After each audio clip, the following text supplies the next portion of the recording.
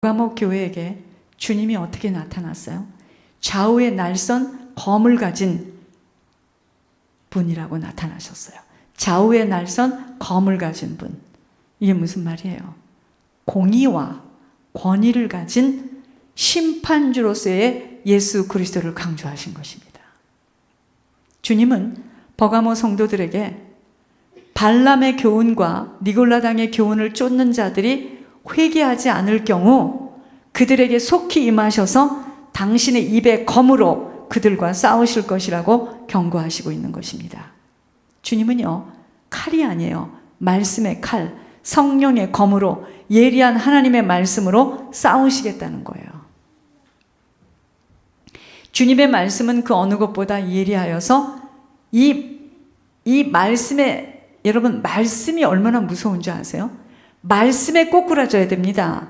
그래서 히브리서 4장 22절에 하나님의 말씀은 살았고, 말씀이 막 살았어요.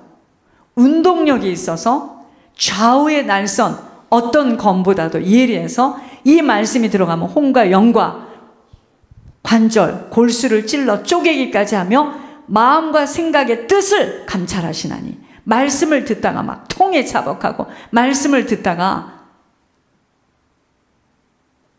자기가 죽이려고 온 식구들을 다 죽이려고 들어왔다가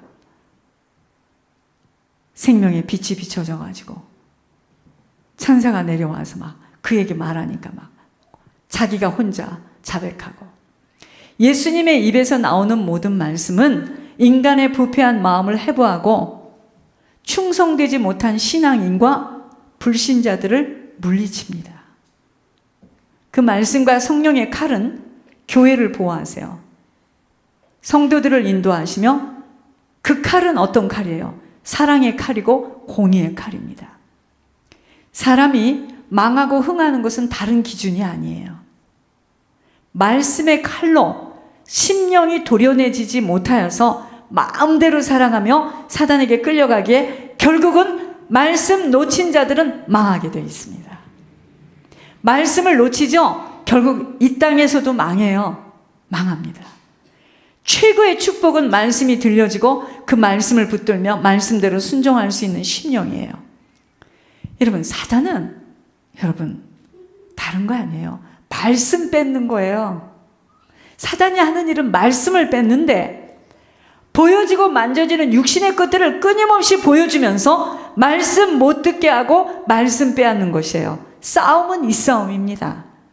이 광야는 싸움의 현장인데 무슨 싸움이죠? 그 싸움이에요. 그러니까 예수님을 40일 동안 금식하는 예수님을 데리고 광야에서 사단이 제일 먼저 딱 제시한 것이 뭐죠? 너 배고프겠다.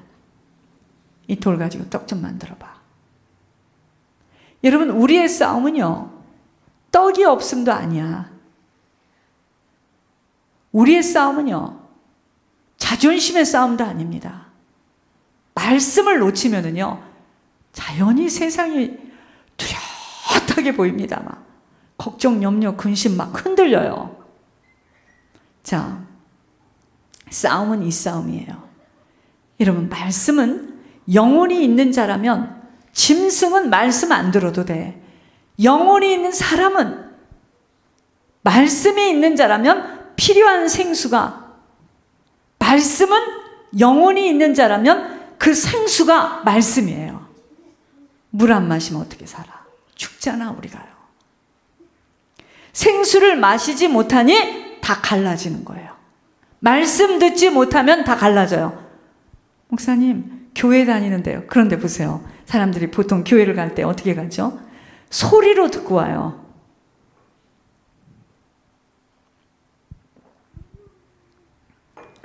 귀를 통해서 소리로 그 말씀을 듣고 머리에서 딱 듣고 이 머리에서 이렇게 머리 듣고 한 번 회전을 하고 그 말씀을 나갈 때 휙 날려버려요.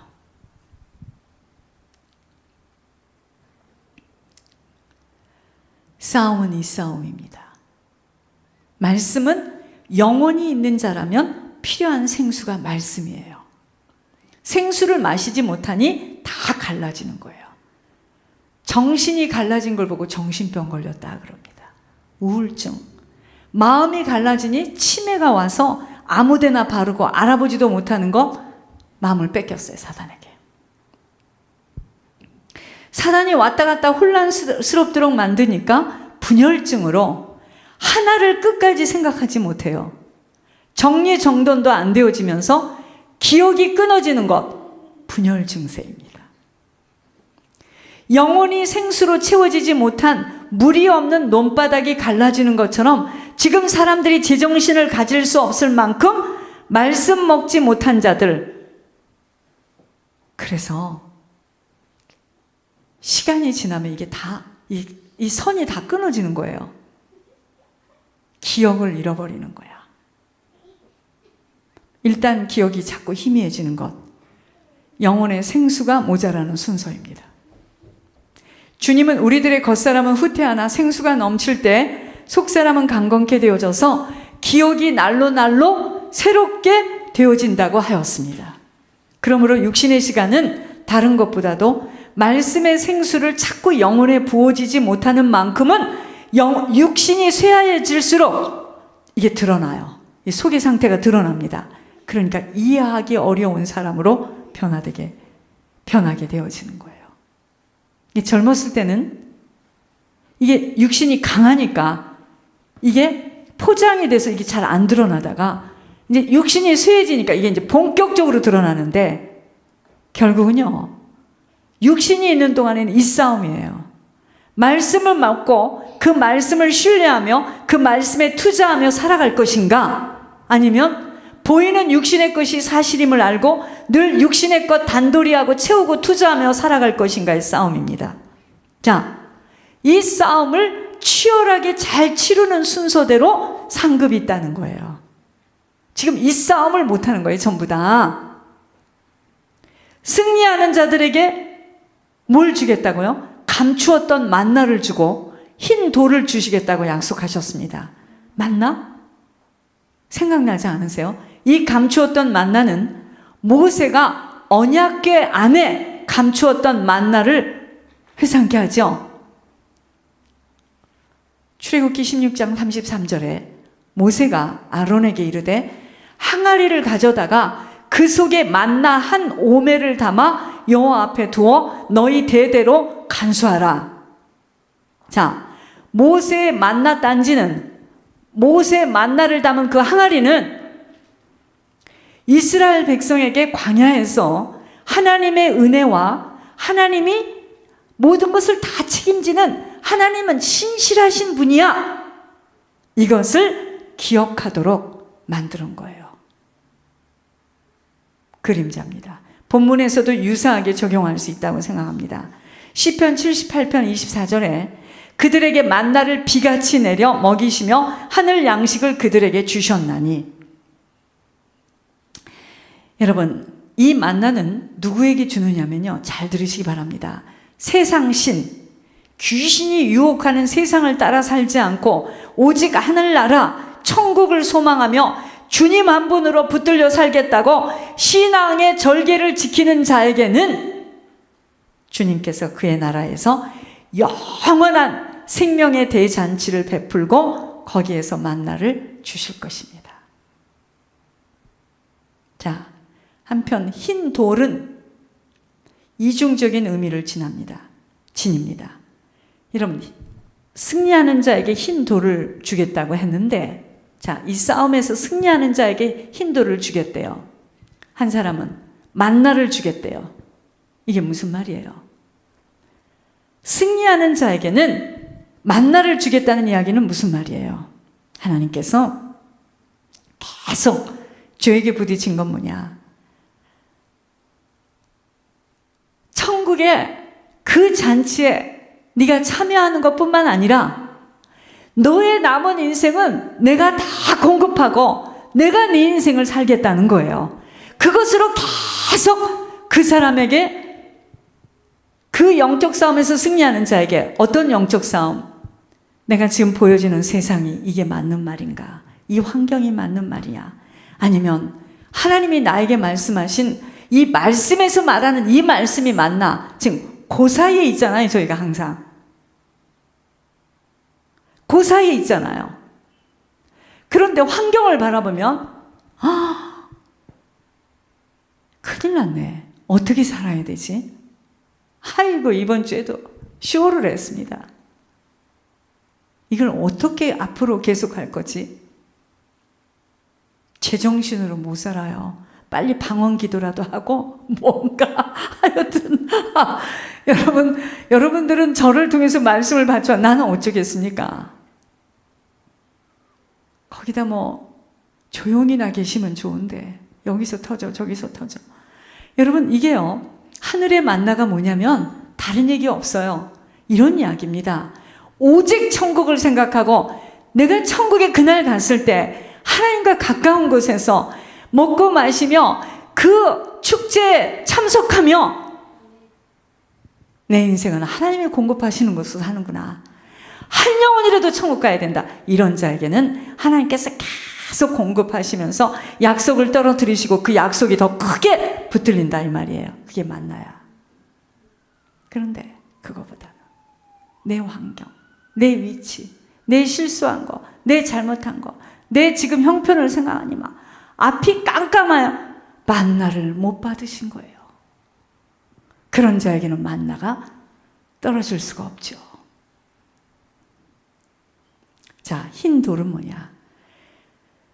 승리한 자에게 흰 돌을 준다 하는데, 믿음을 지키고 어떤 일이 있어도 어떤 고독하고 힘듦이 있어도 나는 이 길을 가리라 하면서 오직 주님이 기뻐하시는 일만 하다 가야지. 그리스도에게만 충성을 다하는 자들임을 증거하는 상급의 징표가 흰돌이야. 두 번째는, 이 흰돌의 의미의 두 번째는 하늘나라의 축제에 참석할 수 있는 증표로 주신 것이 흰돌이에요. 여러분, 하나님 나라는 저 끝에 입구에서 들어가는 사람도 있고, 어떤 사람은 길거리에 서 있는 사람도 있고, 어떤 사람은 어디가 예루살렘이야, 어디가 우리 모르는 사람이 있습니다. 천국은 무궁무진하게 넓은데 어떤 사람은 주님과 함께 가까이서. 만나와 흰돌은 모두 다 흰색입니다. 희다는 건 뭘까? 거룩하다는 거예요. 세상과 구분이 돼 있어요. 영광, 오직 하나님께만 영광, 아름다움의 의미로 천국을 상징하고 있는 겁니다. 결국은 천국을 소망하고 천국의 모든 걸 투자하고 천국 때문에 살아가는 자는 계속 승리하는 자입니다. 이처럼 끝까지 신앙의 절개를 지키는 자에게만 전혀 경험해 보지 못했고 이해하지 못할 영광과 지식을 가지고 주님의 잔치, 메시아의 잔치에 참여하게 될 것이 바로 하나님 우리에게 주신 약속이에요. 그것 때문에 지금 하나님이 이렇게 자꾸 우리를 구속하시는 거야. 그 길로 가면 안 된다. 세상을 따라가지 마라. 세상 방법대로 하지 마라. 네가 신앙을 잃어버릴 것 같으면 나와라. 이런 겁니다. 이기는 자에게 주실 상급이기에 이 땅은 영적 싸움이 치열하게 치러지는, 결코 편안할 수 없는 긴장된 시간으로 조심조심 두렵고 떨림으로 남은 구원을 이루어야 가야 하는 곳일 뿐 다른 어떤 것도 큰 의미는 없습니다. 누구와 살고 어디서 살고 무엇을 하고 사는지가 중요한 것이 아닙니다. 나는 지금 어디를 향하여 무슨 목적으로 왜 살아야 하는지를 모르고 무척대고 살아간다면 나는 날마다 사단에게 침범을 당하는 것만이 아니라 사단의 소굴에서 사단이 주는 미끼를 가지고 질질 끌려다니며 살아가다가 사단이 마침내 자신들의 처소로 데리고 들어가는 그 시간에 난 딸려가요. 그 사단이 내 가정에 들어와 나의 혈연을 통하여, 배우자를 통하여 하염없이 일하고 있기에 내가 눈 떠 있지 못하면 사람인 줄 알고 놀라요. 섭섭해하고 울고 불고 뒷배경은 안 보여지니까 끌려가요.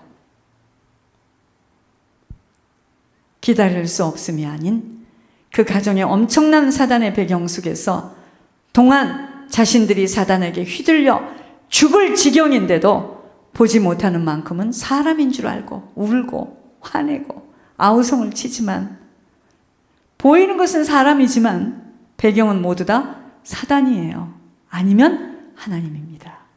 그러니까 놀랄 필요가 없습니다. 우리들에게 남은 시간 동안은 절대로 양보해서는 아니 되는 것은 신앙일 뿐이에요.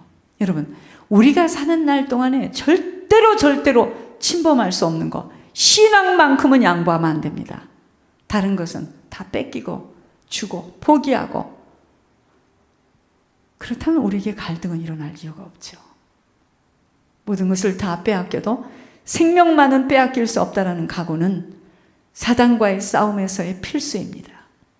사람들은 보이는 것은 절대 빼앗기지 않으려 하고, 정말 중요한 영혼의 생명 들어가는 것은 훔쳐가는 줄도, 도둑을 맞고 있는 줄도 모르고 계속 사단에게 노략질을 당합니다.